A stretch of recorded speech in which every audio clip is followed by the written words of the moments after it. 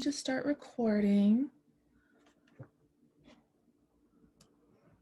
Okay, so today we're really getting into our second unit because of course we're switching focuses, specifically talking about rhetorical analysis and argumentation, which is going to be the focus for our second paper. And of course, since our first paper is due by the end of today, we will have some time at the end of class to talk about those revisions. So if you do have any questions or concerns as you guys are finalizing that, we can address those. So in terms of this, any questions that you guys want to get started on before, or is that fine? Because I figured ending in the questions would be better for time. So in terms of our lecture, in terms of getting, yes, end of the questions, awesome, thank you, Val. So in terms of our first kind of delving into rhetoric and like rhetorical analysis specifically, how familiar are you guys with rhetoric and rhetorical analysis? Is that a term you guys have heard before? Have you guys written a rhetorical analysis before? Is it completely unfamiliar? I might have written about it. It just doesn't like what I did write about. Probably just doesn't come into mind because it's been a while since I've really written. So. Yeah. Or you just blanked it out because you just didn't enjoy it as much. Probably. And then we see in the chat, heard of it and believe you've written it, or like even a while ago and just needing to kind of have a refresher on that. Anyone never heard of it? I think it was about political stuff too, which is like, I feel like the worst kind of rhetoric type thing you could deal with, you know? Yes, I would say with rhetoric, especially like politics and like, of course, speeches, those are really common focuses for rhetorical analysis. Because if we think about rhetoric as a whole, rhetoric is really focused on persuasion. It's specifically the art of persuasion, the language we use when we're talking about persuasion, or in a lot of cases when we're working on creating our own argument to persuade readers. So of course, like as you know, with kind of yours being focused on politics, that is a common example because we actually have rhetoric everywhere, right? We encounter it more than we think. We just maybe don't have, basically we don't think of it in that way. So that's really what we wanted to delve into today, because if we think about rhetoric, we have specifically two types. The first one being visual rhetoric, which I would argue is probably the most common. So when you think about visual rhetoric, whenever you encounter a commercial, whenever you encounter an advertisement, whether it's a billboard or a print advertisement like in a magazine or in a newspaper, there are specific rhetorical choices that go into the construction of that argument, which we can analyze and break down, especially in terms of figuring out what makes it effective or ineffective in persuading the specific viewer or specific reader. And then I would group written and oral rhetoric together because, of course, when we're analyzing like political speeches, typically we're not just looking at or watching the speech itself, but we can also be reading that speech if we think about older speeches that are often referenced. If we think about speeches, like what is a speech that you guys probably all read when you guys were in school in your lifetime? Like what speech comes to mind when you think about speeches? MLK. Yeah. MLK speech. That's usually the top one. So MLK, right? I have a dream. So usually when we talk about it, like we talk about it after reading it, we don't necessarily, or we're not necessarily analyzing the speech through a video. So that's why I kind of group those together. Just because typically we do have either a script that somebody is following, because we do have speech writers, or we have some type of transcript that we usually focus on when we're analyzing it, especially when we think about like quoting something. And then of course, with written rhetoric, books can present arguments if we think about specifically opinion pieces in the newspaper, right? If we think about scholarly journals that are presenting arguments about specific topics, those ones are typically centered on research. And we see in the chat somebody said Tony Robbins. I think he's the motivational speaker. Is that correct?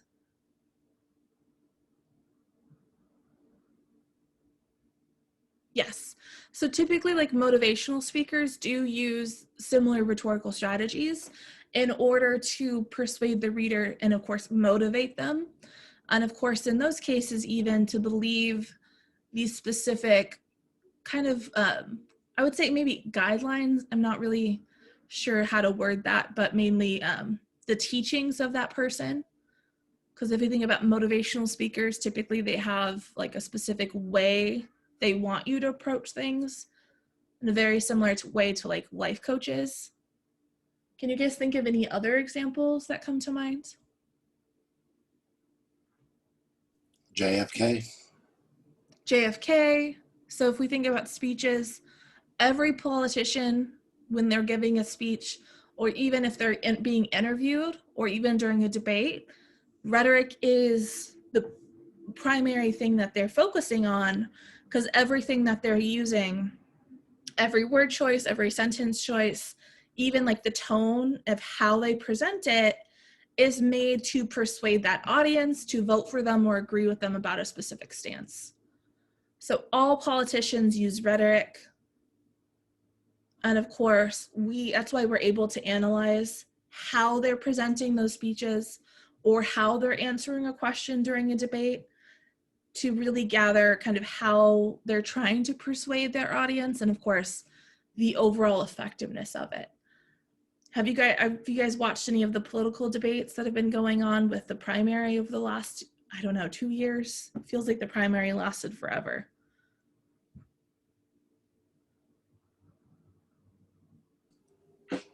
Not really. I mean, I feel like it's almost just kind of the same thing over and over. It's just, well, you said this, but you said this, but you actually did this, but you did this. Like, it's almost the same point and the same message. So I feel like it's just kind of pointless. It gets a little repetitive, especially when it's the same party. I think debates get more interesting when you actually have two very different ideologies, because of course then that's where you're really having a more definitive choice between the candidates. So I think one thing, if you guys do watch any of the debates, I'm not sure if they've planned any of them moving forward. I know we're in the final countdown for the election. I don't have cable, so I just might be out of the loop. But one thing to note with debates is typically the politicians have specific talking points that they want to emphasize.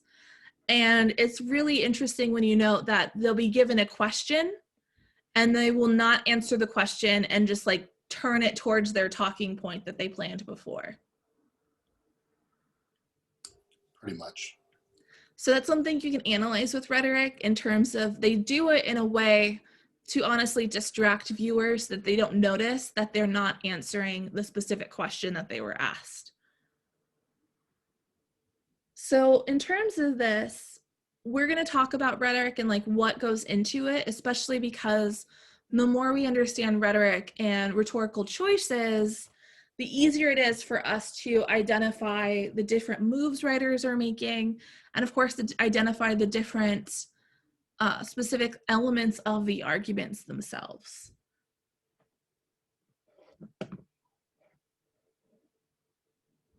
So any questions about that in terms of what is rhetoric?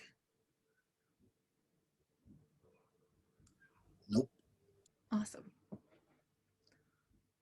So when we move forward, once we're getting into a rhetorical analysis, that is when we're specifically focusing on breaking down how the rhetoric is used to identify the different points, whether it is a visual example of rhetoric or if it's a written or oral rhetoric. So with rhetorical analysis, it's very specifically examining all of the different elements and basically assessing how they work for the intended audience. So it's really important to note who that intended audience is primarily because depending on who the intended audience is, the effect may be incredibly different.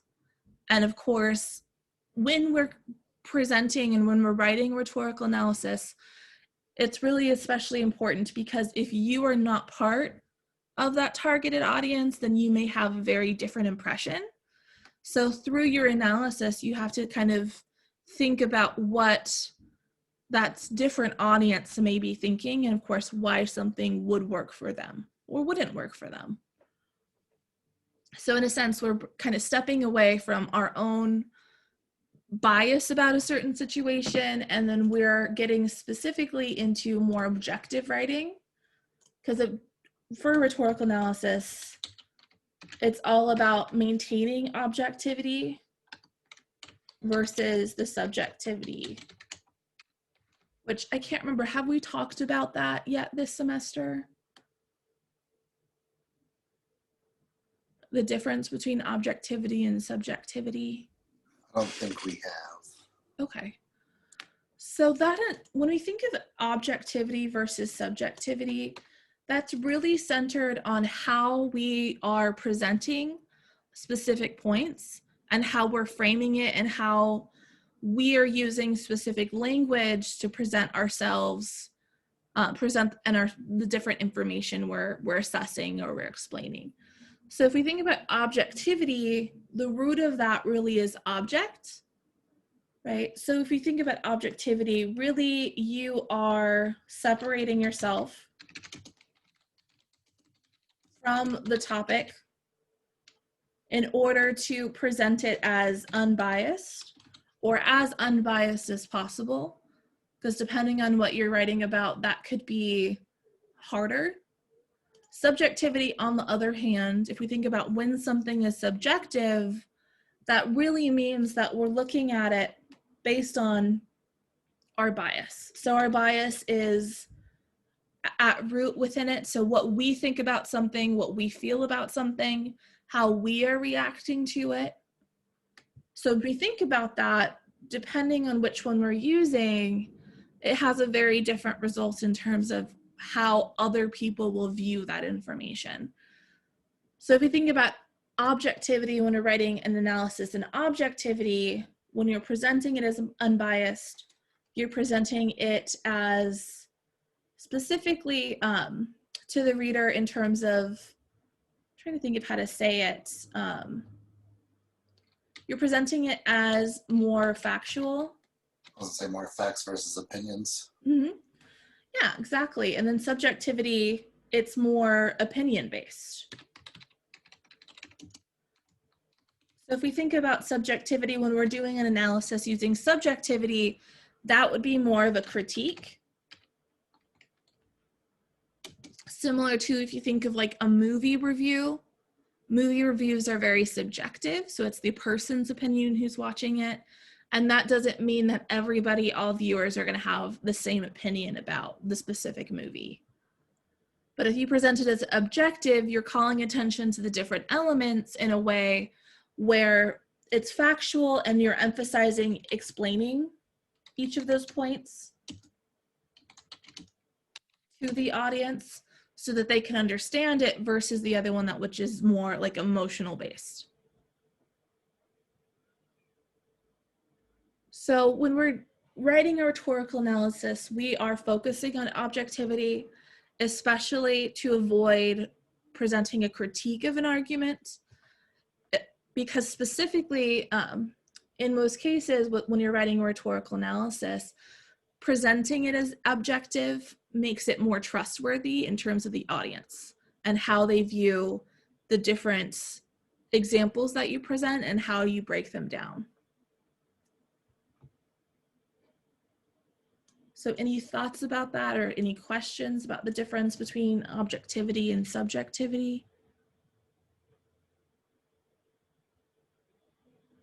I would say one of the easiest ways to present an analysis objectively is to use third person. So just by avoiding first person pronouns. That was weird. Did you guys hear my AirPods? Nope.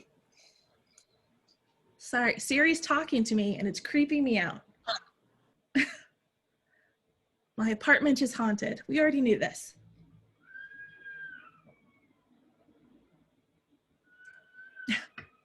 It was already in the chat. Already triggered Siri. She did it again. The AirPods are coming out. I'm officially terrified.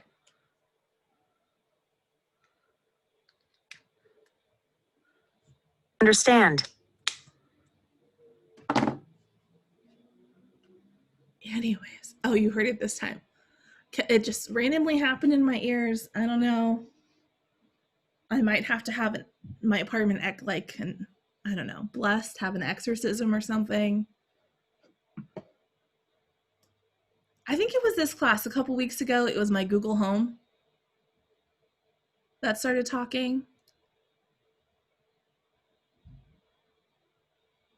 Yeah, my apartment is haunted. So any questions about this? So usually focusing on using third person, so avoiding first person pronouns. So no, I think or I believe. That's the kind of the easiest way to get into that objectivity as you're presenting that analysis.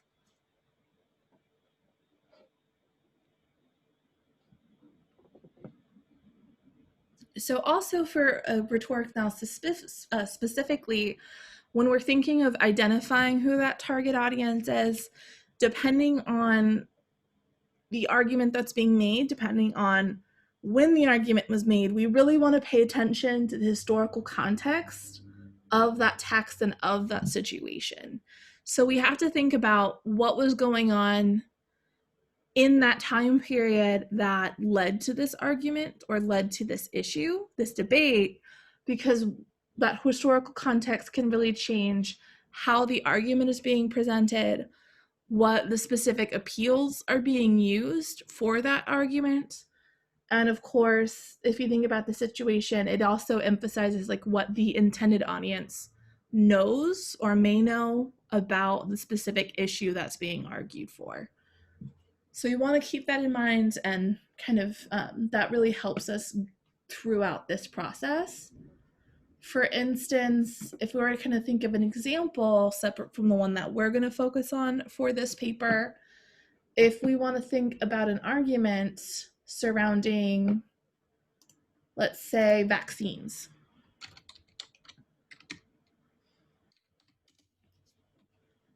Right? If we think about that argument, if we think about that rhetorical situation, typically we have the two different options. So those who are pro versus those who are anti-vaccine. So that is what that debate is centered on. So we have to think about this argument specifically. Okay, so what is the historical context of different time periods for this vaccine or this argument surrounding vaccines? So if you think about like the history of vaccines, like what comes to mind in terms of your knowledge about the history of vaccines? Or even the different diseases or conditions that we vaccinate for.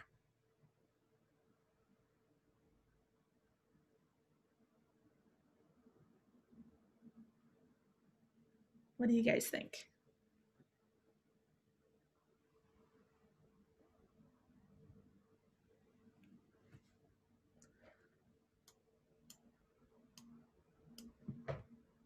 What vaccine, have you guys been vaccinated?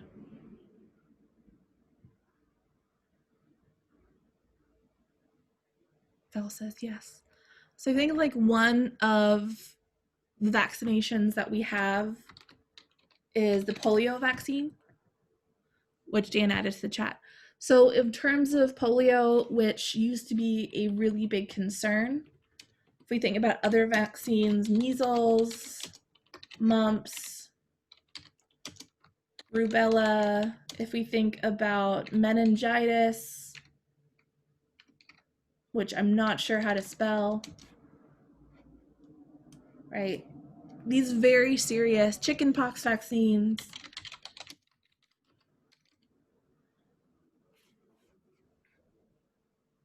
And then there's one, have you guys all had chicken pox, or did you guys get vaccinated for chicken pox?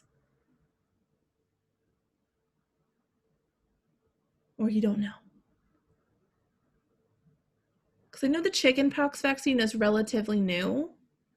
I think that came out maybe the late 90s, early 2000s. I'm not sure.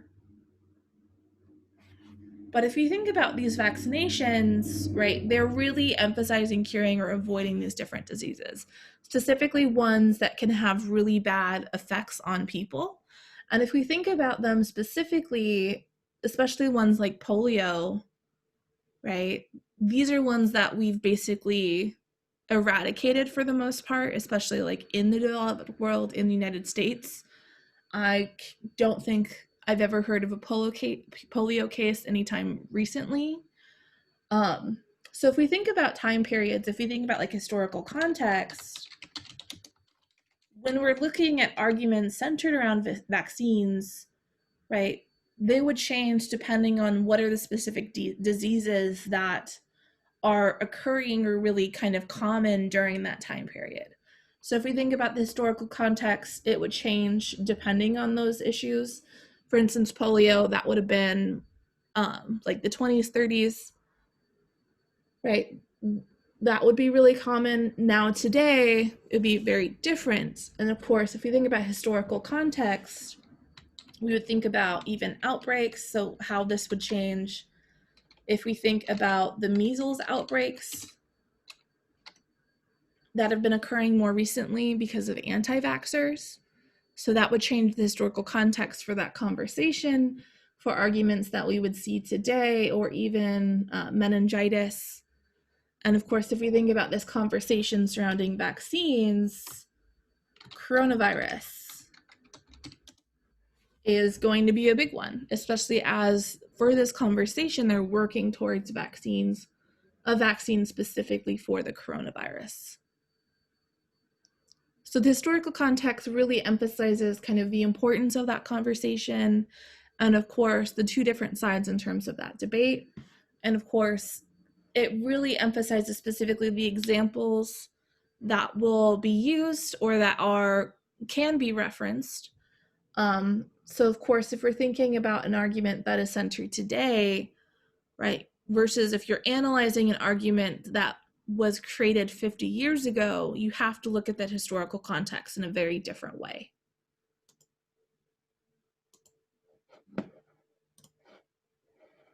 So we'd break all of these things down, and of course, for that rhetorical situation. So when it comes to kind of what we break down after we figure out the intended audience, when we figure out specifically the historical context surrounding the argument, there are specific elements of argument that we look for, that we identify, and that we can then analyze. Because of course, when we're talking about analytical writing, at the very beginning of the semester, when we're covering the different writing modes, analytical writing is breaking a subject into parts, identifying the different elements, and then assessing and evaluating how it was constructed, as well as the overall effectiveness for that audience. So when we're engaging in writing and rhetorical analysis, we really want to figure out what are the elements of arguments we're looking for, right, that we're going to be assessing in terms of how they work together. So this is typically like a framework that we could even use when we're planning to write our own argument, which we will do later in the semester. But for right now, we're focusing on how it works for analyzing a specific argument. So when we think about the elements of arguments that we're going to be talking about, we're going to be following the process known as PACES, which is an acronym that's breaking down the different elements. Because of course, it really acknowledges that when we think about argumentation, they aren't just created, there is that careful planning and consideration that goes into how an author is constructing that specific argument. So we want to kind of think about how that works as a whole. And of course, all of that work to kind of assess specifically when we think about what makes an argument effective, figuring out like what an author did, like what work he or she or they put into an argument to really assess how credible we can find that person. Because of course, if an author specifically is centering it just on what they know, if they didn't do and conduct a lot of research, then that can be really problematic. It can really show that it's more of a subjective argument. And then of course, because of it being subjective, we may not find them as credible as if they had conducted a lot more outside research. So for this first section, for that P in terms of the acronym PACES, that really stands for that process.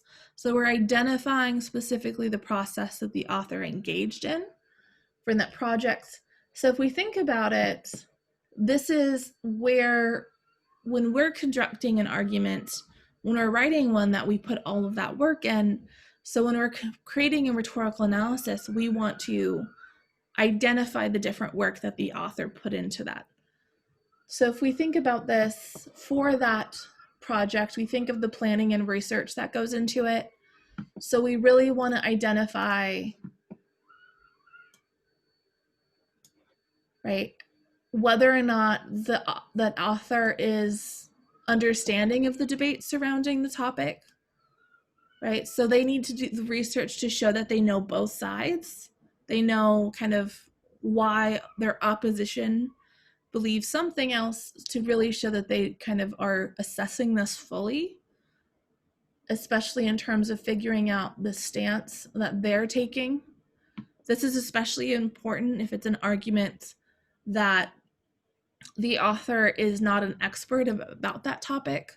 So they need to do that research to figure out that debate and come to that stance, so that we're going to trust their stance a little bit more. We're going to find them more credible in terms of how they're presenting that information. And this is also the stage where they can identify the specific potential claims and counter arguments, which of course would be the reasoning. So it's going to start to construct how they're going to be persuading that audience, as well as accumulating the different types of evidence. So if we think about when you guys have maybe written an argument before, what type of evidence do you typically try to find when you're trying to make an argument?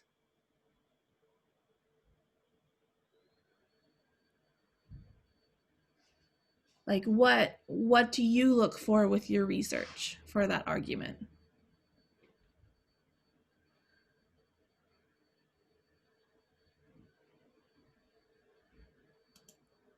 What do you guys think?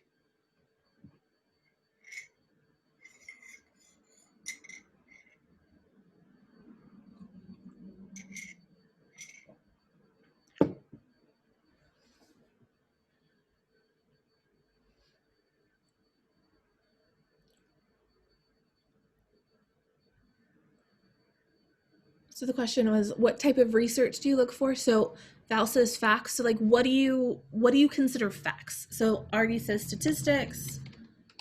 So if we think about statistics, data in some way that comes across as factual, that is more likely to persuade the audience to believe you.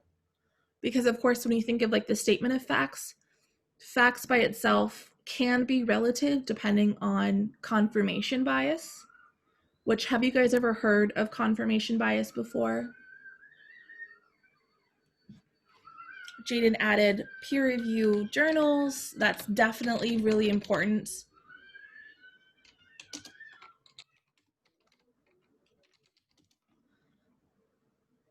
So peer review journals. So if we think about scholarly research, peer reviewed is the most credible, because what that means is we have somebody who is an expert in that field who created this article that was published in a journal, and before it was published, peers who are experts in that field reviewed it and confirmed the information. So they agreed that it is basically what we consider like the most credible type of information, because it's not just that one expert who's saying it, but multiple experts who are agreeing on the information that's being presented. So in terms of, I think in terms of the response, like we want to have that evidence and data. So we want to have something that avoids confirmation bias, which I'm pretty sure that's what Artie and Olegario is saying, or yes or no. So confirmation bias is how we look at and interpret information, and we interpret in a way to confirm what we already believe instead of looking at it objectively. So if we think of data, if we think about specific studies that are done, there are specific studies where you have a hypothesis, right? So you have what you're trying to prove, and within that study, right, you get the facts, the findings kind of like through that. So confirmation bias would be you only paying attention to the findings that benefit the argument that you wanted to make, so that prove your hypothesis, and then you ignore the findings that challenge that hypothesis or complicate that hypothesis. So when you think about confirmation bias, it's how you interpret the information, or even kind of which information you prioritize because it helps you versus other information that hurts the argument that you want to make.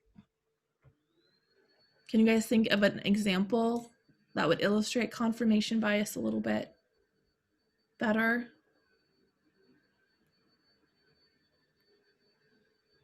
Example that would come to mind.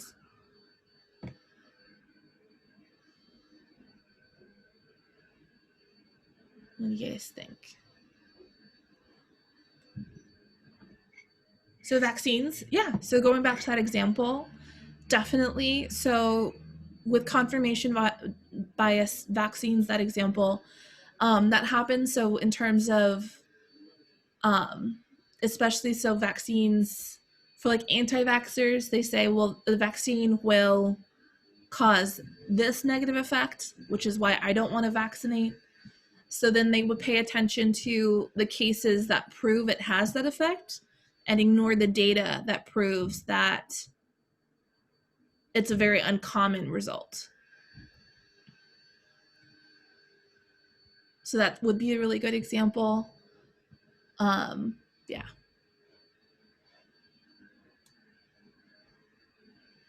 So essentially we're just looking at it and just finding what we want to. Religion can also be a really good example. Definitely.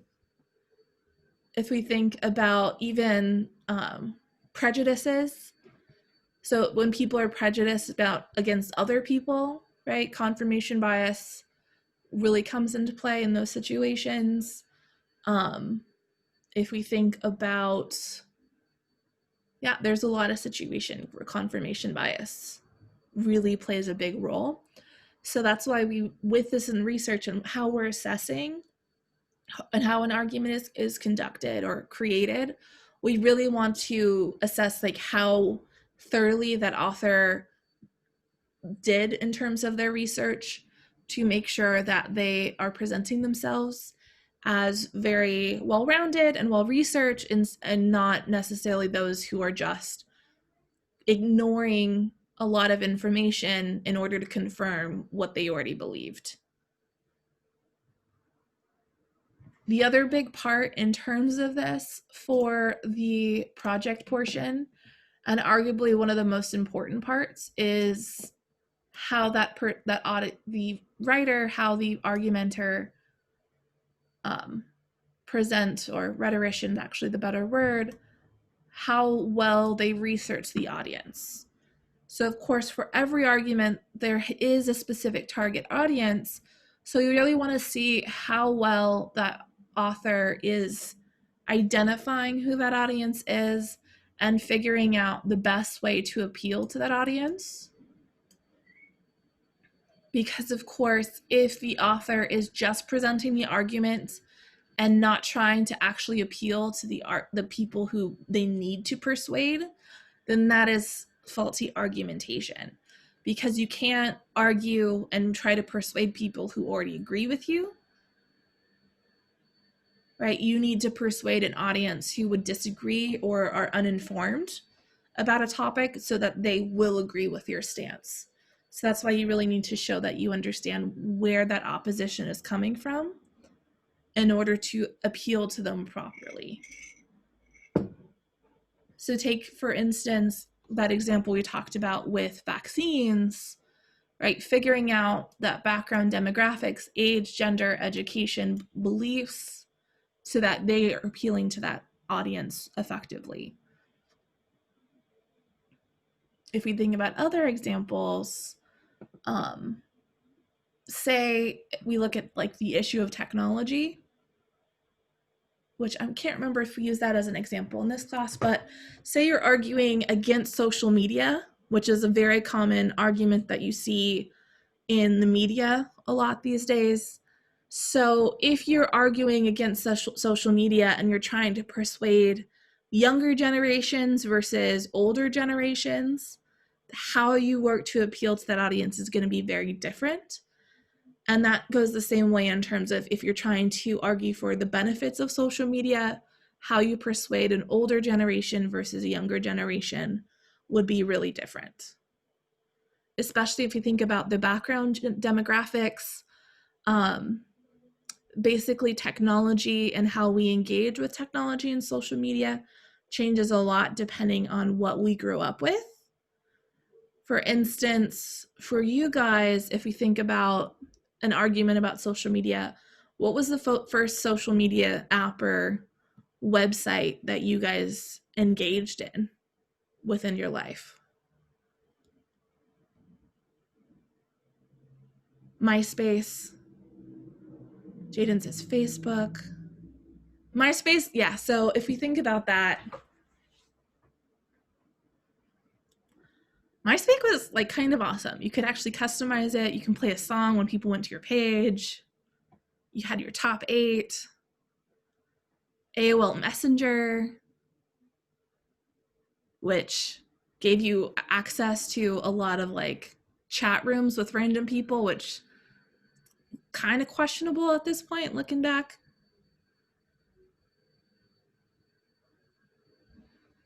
Right? So all of those different experiences. So, and how an author would persuade you guys may be different from the younger generations today who, right, do not have never even heard of MySpace because it doesn't even exist anymore. I don't even know. I'm pretty sure I deleted mine like a decade ago. Right? Versus somebody who their first social media was Instagram, and I think how my younger cousin says it, Facebook is for old people. That one hurt me. Right? So different experiences, and of course it'd be very different, especially even for older generations where they didn't grow up with even the internet. So of course their experience with social media is even more different.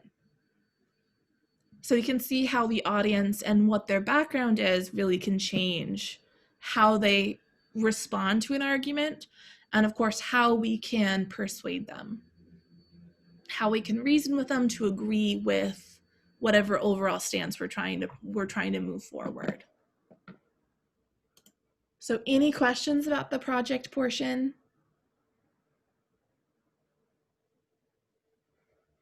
You can do a thumbs up if you guys are good. Got a nope clear. Awesome. Thank you guys. So the project's really helping us to figure out that argument that we're going to make in some cases. So if an author is not, or you're trying to figure out the stance and how you want to emphasize it, then that can be really helpful. But sometimes within that project, you already know. So really, you want to figure out how you're going to be wording that main assertion, because main assertion is another word for arguments. So that is essentially very similar to like your thesis statement. So it's the one stance that you want your audience to take, that you're persuading them to agree with by the end of your essay. So if we think about that assertion, right, this typically is a broader point. So it's not necessarily centered on the reasons yet. It's simply like the perspective you want them to agree with. So we do have some characteristics that we need to like make sure we're focusing on. Because if we think about a main assertion for an argument, we need to make sure it's about a debatable topic or issue. Because if it's not debatable, then there's really no point of making that argument. So you need to make sure it's something that you have opposition on. You want to make sure that you take a specific stance. And when we're analyzing a rhetorical, when we're doing a rhetorical analysis, we're looking for a concrete stance, because if the stance is kind of arguing for both sides, it can come off as very wishy-washy and not concrete, and that turns it more into expository writing. So we do need to make sure it's centered on a very specific perspective, whether it's for something or against something, or even for a part of an argument or against a part of an argument. And of course, when we're analyzing an argument and how it's constructed, it's really important to note that this can be explicitly stated in a thesis statement, or it can be implicit, and we would use the reasoning of the claims that are being presented in order to come and identify that main argument. So we would have to kind of think about that very specifically. Any questions about that?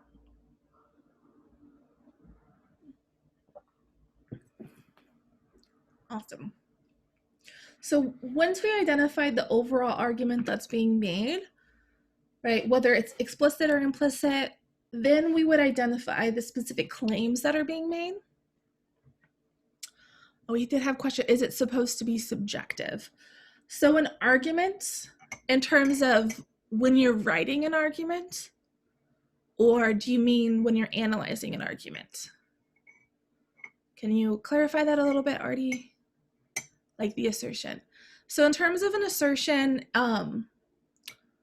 when you're constructing an argument, you may have some subjectivity into it. So it's mainly when you are analyzing an argument that you want to analyze it objectively. So in most cases, when you're constructing an argument, it's going to be stronger. You're going to be more persuasive if you agree with the argument that you are trying to persuade others to believe. So subjectivity is allowed there, but it's just when you're analyzing one that you want to take that step out and be objective. Okay.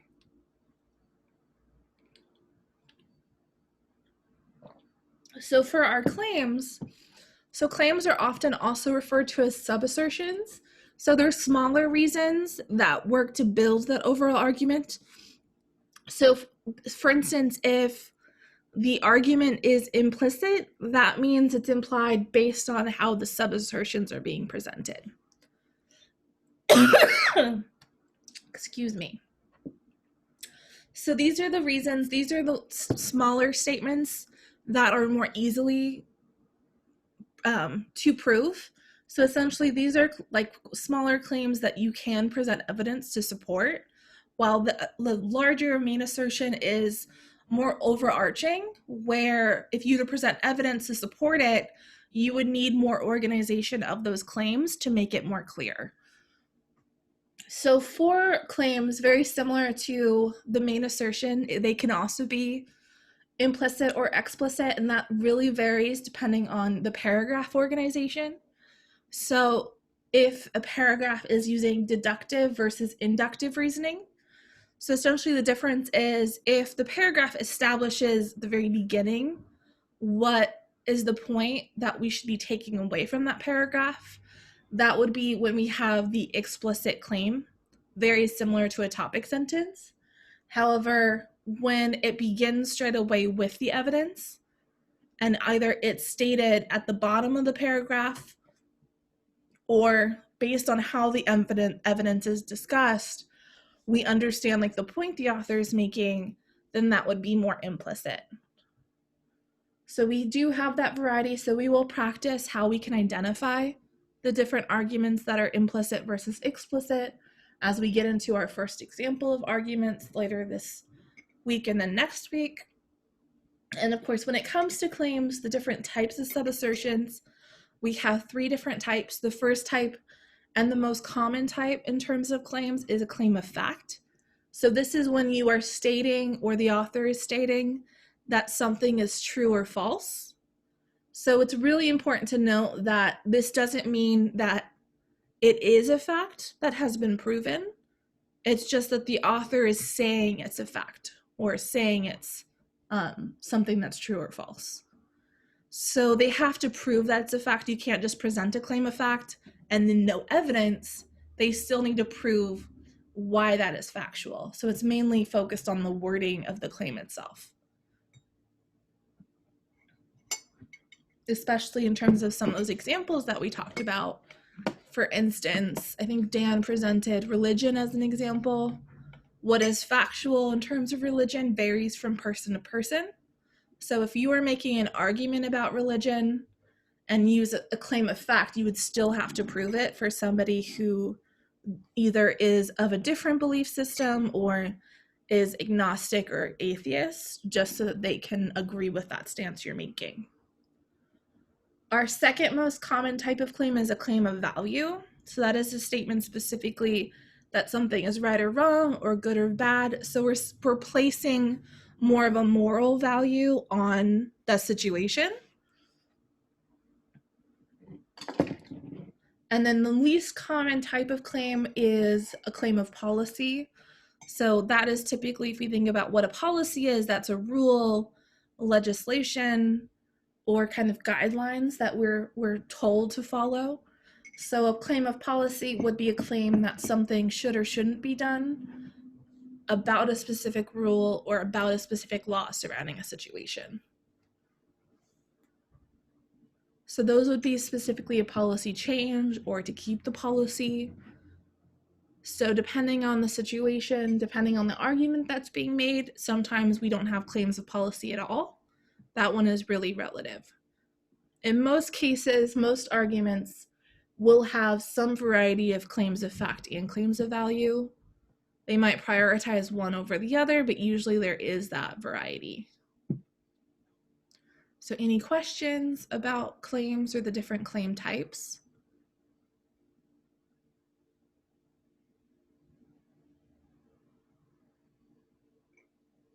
Yeah, one no in the chat. Would any examples for that help? Or, okay, we have another, we are good. Thank you, Virginia. Awesome. So as we get into our second paper, we will be talking and we will be practicing identifying the different types of claims and identifying implicit versus explicit claims, because depending on your experience with that, it can take practice, especially depending on a writer's style.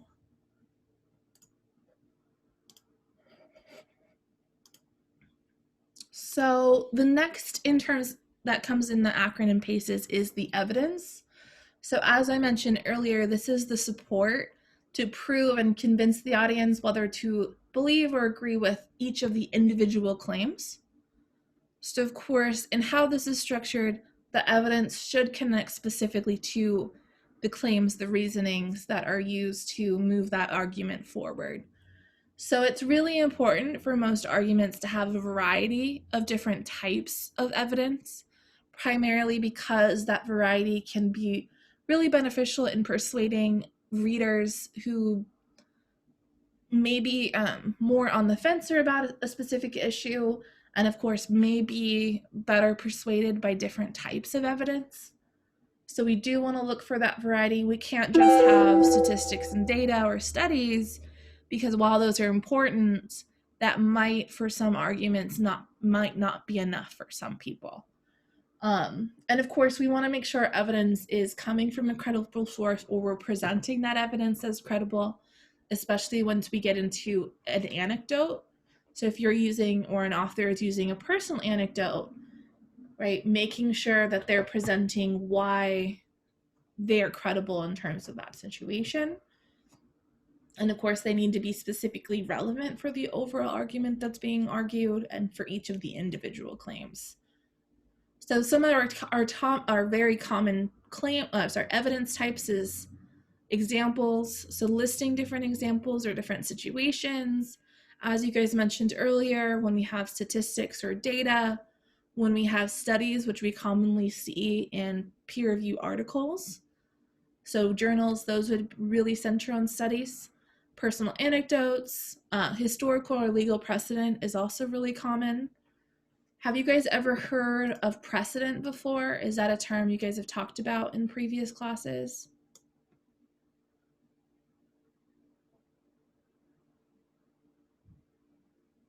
You can do like a thumbs down if you haven't, or thumbs up if you have. Have you guys ever heard of precedent? Don't think so. So precedent is one of the most important types of evidence that you can have. So when we think about precedent really centers on comparison. So it's a type of comparison. However, instead of comparing two topics or two situations, we're centering on specific historical or legal precedent. So we're comparing an event that's happening now to an event that happened in history, or if you're thinking specifically about a legal case, because precedent is the most common in legal cases, legal precedent would be when a lawyer is arguing for a specific case for their defendant, or I'm trying to think of the other term for that, and they're comparing it to a legal case that happened before and saying, essentially, whether it's historical or legal, it's saying, because these situations are similar and this choice was made back then, or this ruling was made back then, you should have the same ruling or make the same choice here. Or even if we think about historical precedent, we could compare, so these situations are similar. Back then we made this choice and it was bad, which is why now we need to make a different choice. So you're comparing the two events or the two choices in order to say what should be done now. So sometimes, depending on the case, there might be a little overlap between historical and legal precedent, especially when we think about our Constitution and constitutional law. So for instance, one of our main freedoms, so freedom of religion, right? Do you guys know the historical precedent for why we have freedom of religion in our Constitution?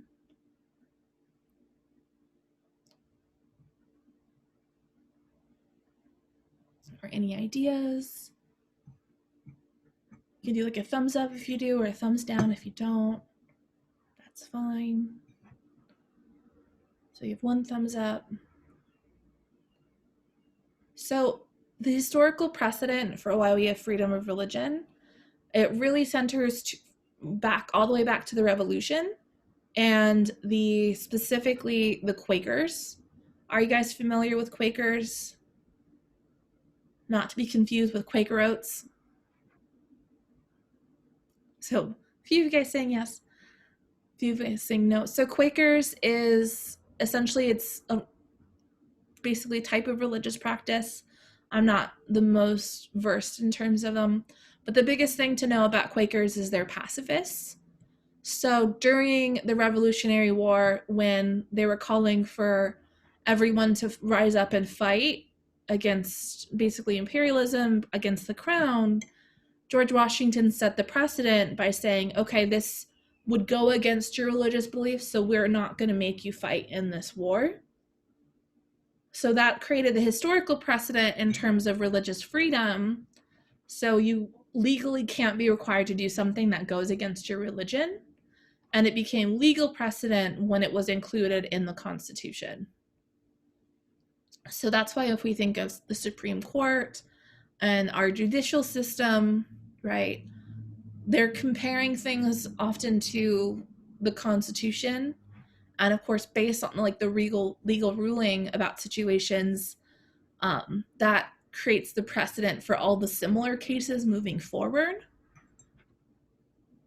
which of course is even especially important when we talk about different cases centering around equality, right, and anti-discrimination cases and how the Supreme Court rules on them. So essentially, like, especially if we think of like our appeals process for different discrimination lawsuits, probably some of the biggest, most recent ones being Roe versus Wade, with the right for like women to have control over their bodies and have an abortion, which if we think about a lot of laws recently are trying to overturn that. And then of course, anti-LGBTQ discriminations. There's been a lot of cases about that in recent years that are really important because it sets the legal precedent for all similar cases moving forward. So any questions about precedent? Okay, it's a very long-winded explanation. And then of course we have cause and effect analysis. So if you really want to explain how, like, basically emphasizing the cause and effect, breaking down that causal chain to show kind of why somebody should do something or why they shouldn't do something, or who you're trying to blame in a specific situation. Other types of comparisons between subjects, not necessarily focused on historical or legal. And then probably the most common is authoritative quotes. So quoting an expert specifically who agrees with you or adds to the argument you're making can be really effective because, of course, you're using their credibility in order to persuade the audience. So the evidence is really strategic in terms of building towards those claims and building towards that overall argument. When we get into the last part of PACES, that acronym, we have the strategies. So these are the specific rhetorical strategies. So the language choices that authors use when they're creating arguments in terms of how they're putting it together to be persuasive. Because essentially we can't just present the thesis, present the claims, and present the evidence. We need to think about how it's working together. So how it's organized in order to be persuasive for the audience, the word choices and tone, how the evidence is presented.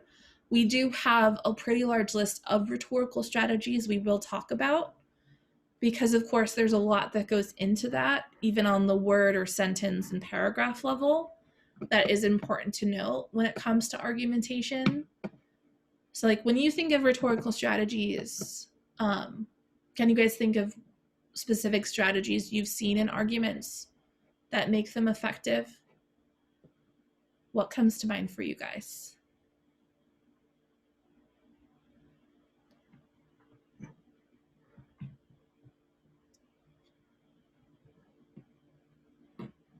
Have you guys ever talked about rhetorical strategies before?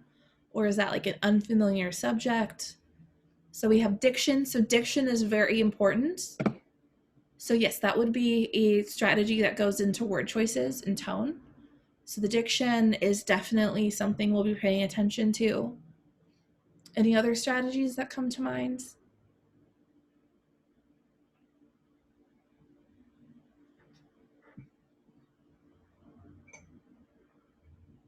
No.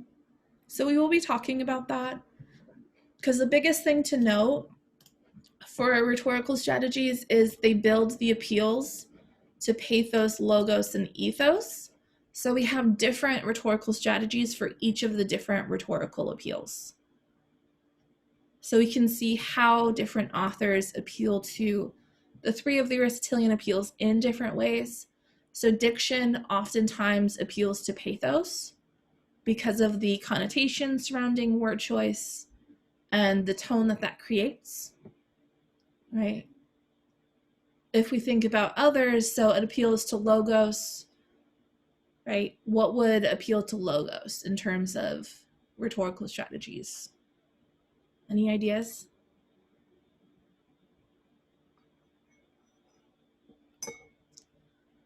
If we think about like an appeal to logos, a strategy that's often used for that, that would be the different evidence types usually.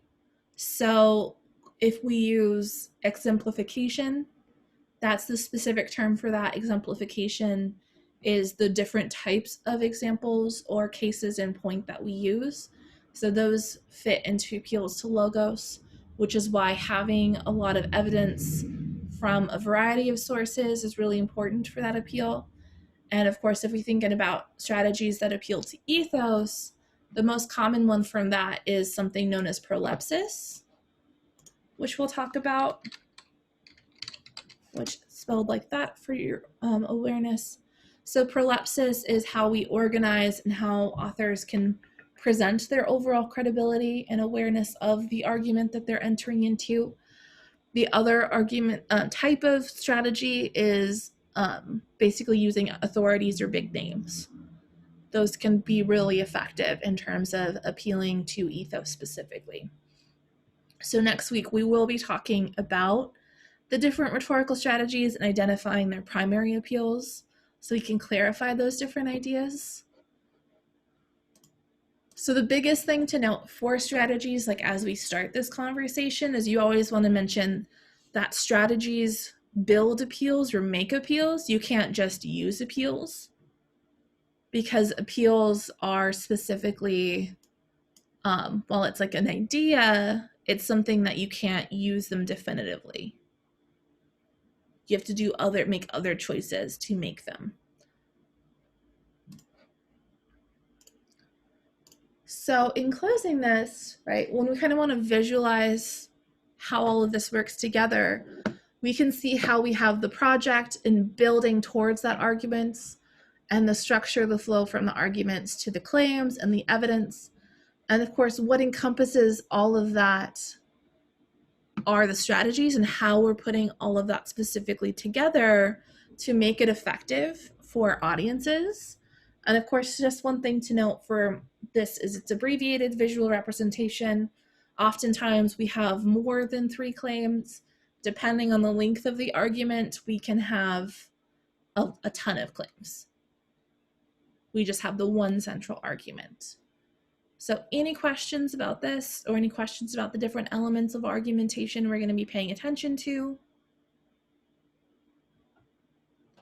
So as we're moving forward, we're going to look at how apparent is like the project of the different authors, identifying what the main assertion is, so that argument, and identifying the different claims, the different claim types, whether they're implicit versus explicit, and then the different claims, the different evidence to support those claims, and how the strategies are working to put that all together to make it persuasive for the intended audience, or even why it would be ineffective at persuading that intended audience. So we're just going to be going through this different framework. So if you do have any questions about it, or any concerns as we're moving forward, just feel free to let me know as we get into kind of this language specifically surrounding rhetoric and rhetorical analysis. So for our second paper, we're going to be focusing specifically around the debate surrounding masks. So if we think about it, right, if we think about breaking down this rhetorical situation, we're already in the midst of the historical context, right? Because if we think about this debate surrounding masks that are going on, it's centered around coronavirus. And of course, what is like the biggest issue people have with wearing masks? Like, why are people having problems with that today? What do you guys think? Because this debate surrounding wearing masks isn't taking place in other countries. So of course, if we think about the historical context, emptying on breathing, basically the heat that's generated from that mask. However, if we think about it, how many other countries have worn masks before? So freedoms, as Dan's mentioning, essentially like being forced to wear a mask versus choice. Medical issues is also a big part of that.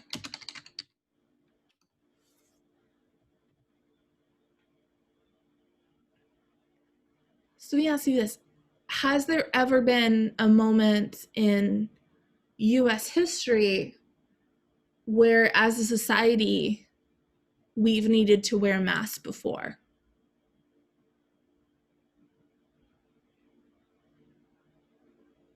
What do you guys think?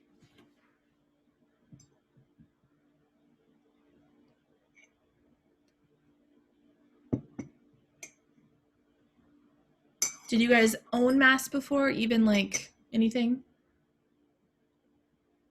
Are you guys talking and that's why it's been so silent?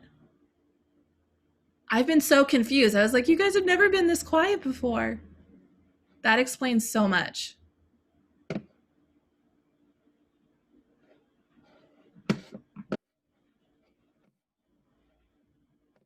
Let's see. Why? I don't know why. Because it's just showing you guys as muted. Can you guys hear Dan talking?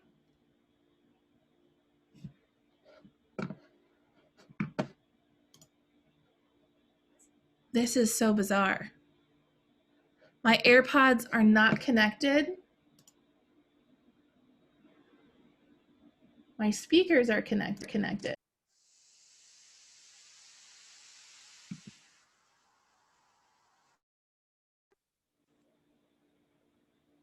Testing, testing. Yeah.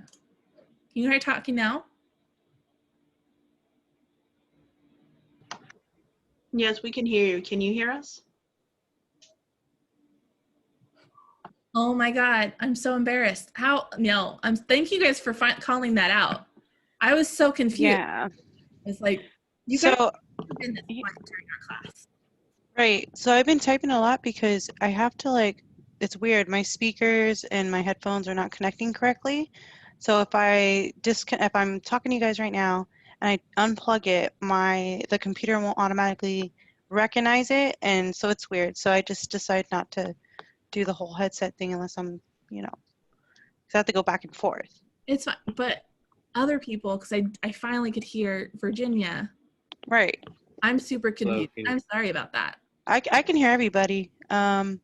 So you guys thought I was ignoring you guys this whole time. Huh? So earlier you guys just thought I was ignoring you guys when you were saying something? No, I mean, I had the issue with this, with the headphones and the speakers, so I just decided to type it. Sorry, what was that, Dan? So I didn't know if it was like my mic or something else, or because like my stuff's been kind of lagging all day, so Yeah. I just assumed it was my mic. I was not gonna lie, I was so confused. I was like, Mm-hmm. you say something. I was gonna say something in the last class, but I just, with We the all big met before break. class and decided not to talk. My feelings were hurt, not gonna lie. I was just like, is it me? No, my dumb headphones, I have to go back and forth. So like, even if you guys are asking a question, I have to reconnect real quickly just to jump on and talk. It's just, sorry Yeah. about that, yeah, sorry about that. It wasn't until I saw you text like, I don't think she can hear you. And I was like, somebody's been talking? Yeah, and I should have said something like, way back about the whole entire headphones issue, so. Yeah, it happens. Yeah. Okay. Hopefully everybody can hear everybody. I don't know if everybody should do a thumbs up or something. I don't know. I don't know how that's gonna work, but hopefully everybody's on the same page. We're Oh, on there you go. other now. I'm just confused about why you guys could hear each other and I just couldn't hear you. That was weird. Oh. Yeah, it's weird.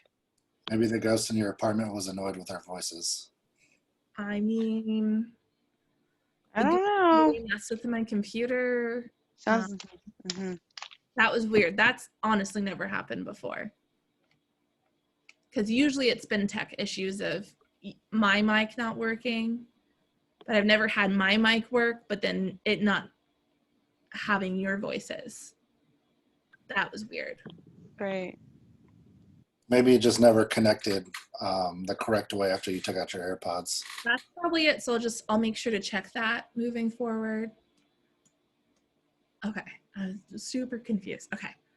Were you saying something, Dan, when we figured this whole thing out? I was going to say, for the Spanish flu, if you weren't wearing a mask, it was considered illegal. I don't know if it was throughout the US. I know there was particular parts of the country that it was illegal, but they were still required to wear them. Yeah. So that is like a good example. So if we think of the Spanish flu, but other than that, besides like 100 years ago, it hasn't been our norm for people to wear masks. Unlike if we think about other countries or other cultures, like a lot of Asian countries, it's wearing a mask even before this has been a norm for years. Yeah, so as Raymond says, Japan, even China, that's been something that socially has been accepted. But for here in the United States, it's not something that was normal for us or something that would even have been before been considered socially acceptable. Because if we think about wearing masks now, right, with American society, like before this pandemic, what would have people have thought seeing a bunch of people wearing masks at a store? They probably would have had like negative assumptions. Yeah, I feel like with our culture, like we think if people are wearing a mask, like we think of the worst just because it's, Mm-hmm. you know, like in other cultures, it's normal. Like if they think they're getting a cold, they'll put on a mask, you know, just because they're so close quarters with family, and so are we. But I don't know. I think we think of it like as a last ditch effort. Like, oh, this person's dying, let's throw a mask on. Because how many times have you gone to like hospitals and ERs and they're like, oh, if you have a cough or a cold, you know, please wear a mask, and people are like, yeah, right, okay, you know, just kind of brush it off. And the only cases in the US where you'd have like a face covering would be if it were like in a blizzard, but then you go in a store and you would take it off. Separate from the hospital example, which is true. Right. So if you think about it, that context, it really changes depending on if we think about the norm for different societies, which is why in other cultures, like especially Asian countries, you see like how even before this, mask was just an everyday acceptable, even fashion statement. So that shift, and of course, it's going to be really interesting to know, right, what is going to happen with this moving forward. Right? Do you think wearing a mask will eventually become a norm here whenever anyone just feels sick? Probably not, because I mean, look how serious, you know, this virus is, and people are like, well, it doesn't work, so why bother, you know? And there's people that I think are just kind of going along with it, like, okay, well, you know, if I wear a mask, then, you know, maybe this will be Yeah. over sooner rather than later. It's not like, oh, I'm wearing it because I actually care. It's I'm wearing it because I'm just tired of dealing with this crap and I want it to be done with. Yeah. So if we think of that, even you bring a really good point for this debate surrounding masks, so anti-maskers versus pro-maskers. So if we want to kind of talk about that opposition, right, there is some variety because it's, if we think about it, anti-maskers isn't necessarily just the people who don't agree with wearing a mask, but wear masks anyways. If we think about a lot of arguments surrounding anti-maskers, we would probably more define them as like the people who like refuse to wear a mask. So I think we talked about it, and Gustavo's added, like, who feel that they're facing, like they're being oppressed essentially by being made to wear a mask. So like this debate, it's not necessarily like just the two, we're thinking of just like the very polar ones. So the anti-maskers, those who refuse to wear a mask, those people who, you probably have seen the videos going around where they make other people's lives more difficult because they're refusing to wear a mask.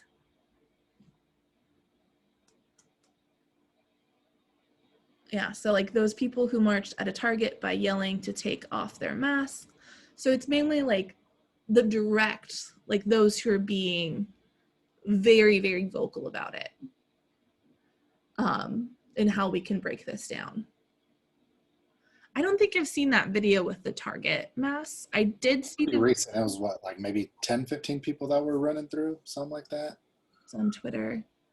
I know I've seen like a, I don't know, if you have Instagram, there's like one account, it's like Karens Against Masks or something.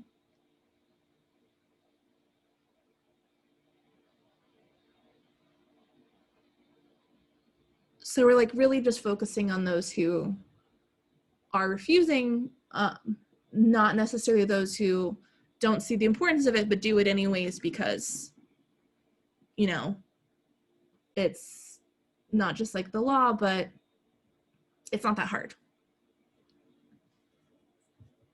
I kind of want to find that video. Can somebody It's pretty find easy. it? Just, I'm sure you Google, you know, Let's or see. go to YouTube and just look up, you know, Target anti-maskers or something.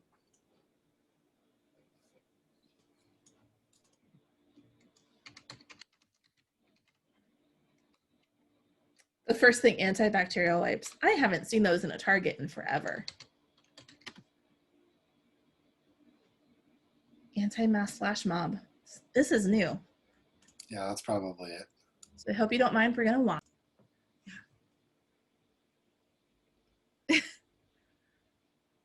Virginia's comment, Florida is another world. Gustavo said it too. That was like one of the big comments. Was like the guy wearing the Obama shirt that had a MAGA head on. Yeah. It's like he That's wore the the person shirt that just pointed it to, out. I don't know. I don't know. It's crazy. One thing like observation is they're all younger people. So if we think about it, like statistically, they're the ones who are less at risk. Yeah, that's like all those kids that went on spring break and like, what was it, like 30 or 40 of them ended up getting COVID, and most of them were just, you know, nonchalant, like, Or even the they case were still alive. So for SDSU in the news recently, they have over 600 cases yeah, just in the last few weeks because of the parties there. Yeah. So it's of course like focusing on, if we think about like oppression versus also like privilege of not being as at risk versus younger people with maybe pre-existing health conditions and then older people who are more at risk. I love the people that have no valid argument aside from just yelling, "You're violating my constitutional right." That's their go-to. Yeah. Which I feel like none of them really know anything about the Constitution at that point. They just heard it and they're like, "Yeah, that's a good point." I think they just know freedom, but that's the thing. And then Gustavo, that privilege has a lot to do with people not wanting to wear masks. Definitely. So that's something we're going to talk about, especially in terms of rhetorical analysis. So we're going to look this week specifically an article about a lot of the reasons for people not wanting to wear masks, so anti-maskers, because we're going to be analyzing a pro-mask article to assess how it's working to try to appeal to that audience, and of course, is it effective or ineffective at appealing to the audience of anti-maskers. So any questions about that or any other comments? What cracks me up is all the people that wear like the full-on like mask that completely covers your head on Halloween, and they'll leave that sucker on for hours with no complaints. Mm-hmm. But then it's the tiniest piece of fabric over their mouth and nose. This Yeah. thing is suffocating me. I can't breathe. It's too hot. Okay. Yeah, that's a comparison, definitely. And then of course,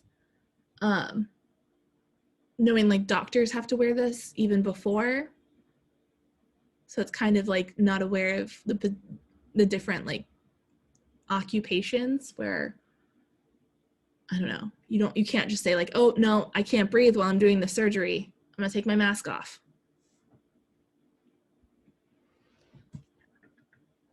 So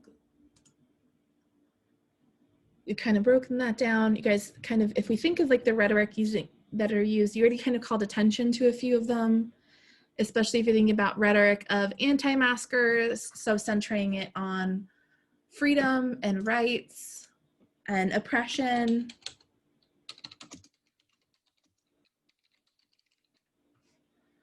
If we think about most anti-masker arguments, do you feel like most of them center on health? No. Yeah. But you said pro-maskers or anti-maskers? For anti-maskers. Oh, yeah, no. Like maybe for those who have legitimately health concerns, but I feel like those aren't the ones who are like the specific anti-maskers. And then of course for pro-maskers, Just one for human rights. So human rights in terms of for anti-maskers or for pro-maskers? Anti, yeah. So really entering it on like centering it on being against their human rights. And if we think about pro-maskers, like what rhetoric do you guys often hear being used? Those arguing that everyone should be wearing a mask. So centering They specifically point out like other countries, like Mhm. what was it? New Zealand went into like a 90-day lockdown or something like that. Everybody wore their masks, and they had no new cases of it. Yeah. So health, other countries, then prevention. Because I think statistically, people have argued like if we were to shut down for 3 weeks and everyone wear a mask when they have to do their necessary, shopping, then we could cut down the pandemic and almost eradicate it here in the United States. What other language do you guys hear in terms of rhetoric for pro-maskers? So centering on health, other countries, prevention. They say like they'll tell anti-maskers will say it doesn't work, but then basically they expect the doctors to have masks on when they show up to the hospital or doctor's office, whatever. So if it doesn't work, then why are the doctors wearing it? So comparison to doctors and nurses, definitely.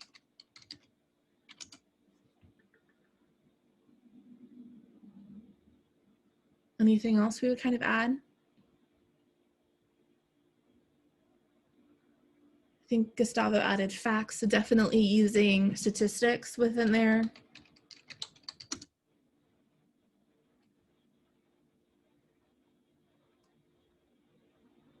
Especially because the CDC just released another guidance, I think today, about how, we already knew it was transmissible through like aerosol, so like not having, so just talking even, or like sneezing, but talking about like poorly ventilated or circulated air, that would be like even more of a breeding ground.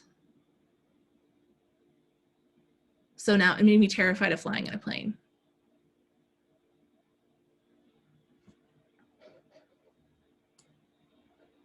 Yeah, Gustavo brings up a really good point in terms of anti-maskers focusing on like business and the economy. That's a big part of it. And then if we think about pro-maskers on like the other ends, pro-maskers centering it on human lives.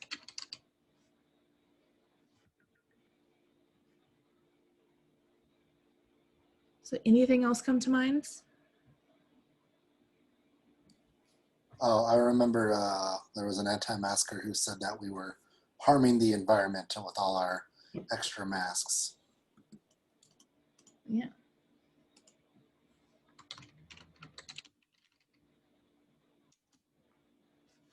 It's the environment, so waste. But you can rebut that easily with, well, cloth masks. Yeah, I'll say. But there's reusable, so. Yeah. Do you guys have cloth masks or do you guys use reusable ones? Or I mean the disposable ones? Cloth, yeah.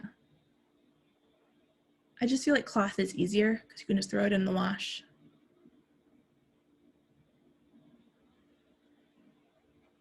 Yeah. So any other thoughts in terms of what we'd add for this historical context? Using disposable, yeah. So we're going to delve more into that on Wednesday. So we are going to have one reading focusing on the anti-masker reasoning as we kind of delve into this debate and begin looking at basically what we should be focusing on as we're conducting a rhetorical analysis. So before we kind of end, I wanted to give us time to really focus on the revisions for the first paper, since of course the final draft of the first paper is due by the end of today. So how are your revisions going? Are you guys having any problems or any questions you want me to address? Do you have any concerns about it? By the end of the day, do you mean like 11:59 p.m. by the end of class? 11:59 p.m. Okay. And if we submitted it, can we like go back and do revisions and resubmit it? Yes, so it is set up on Canvas where you can resubmit. So if you do make more revisions, yeah, you can still do that just by the end of today. So 11:59. So how are your rough drafts going in terms of the revisions for the final drafts? So I'm pretty sure I conferenced with everybody, so I hope that was really helpful. But did you have any questions that came up after as you've been working? And she's like, Virginia has like a thumbs up. I don't know if you got my email or not. I have not received an email from you. Okay. When did you send it today or did you I send think I it? sent it Saturday. Let me I'll have to look. Let me double check.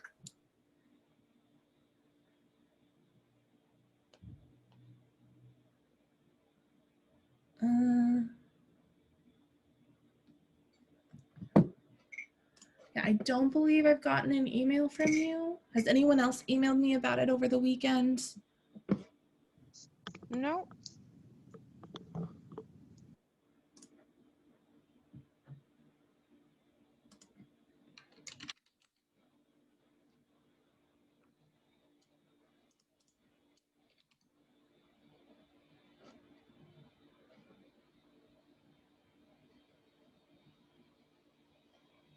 Yeah, I didn't receive an email from you. Did you email it through Canvas or did you email directly to my email address? Through Canvas, I think. No, no, through email, through the Palomar email. Yeah, I didn't receive it. That's really weird. Is it in my junk email for some reason? No. So we can maybe look at it. I know there was an issue early semester with somebody else where it was like the name was typed in wrong. So we can maybe compare that just to make sure. But any other like questions or anything you want to kind of cover since we have about a half hour left, or I could hand class early and then deal with individual questions. What works best for you guys? I'm all good.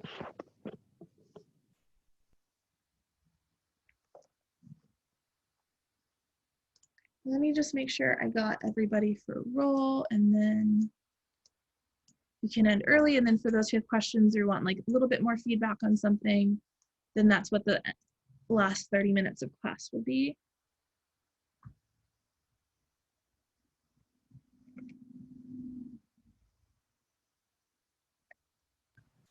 Okay.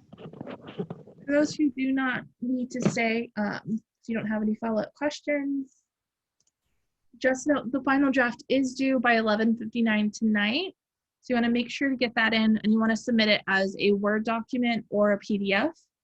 I know some people have issues with Google Docs and that's why it's better to submit it in those two formats.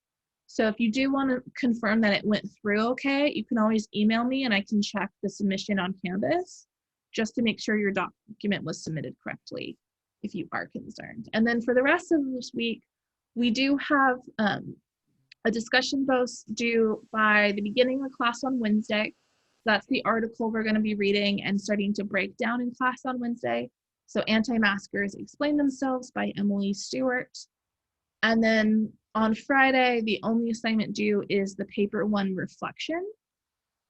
So that's basically to give a sense of like what you feel confident about and of course what you need to continue working on moving forward throughout the semester with different essays. So those are the assignments that are due this week. So if you have any questions or issues with them, you can just let me know. And if not, I will see you guys on Wednesday. And of course, if you have questions or want some more feedback on your paper, you can just stay here in the class Zoom and we can address all of those different concerns or questions, okay? But for those who are not, have a good one. I will see you guys on Wednesday.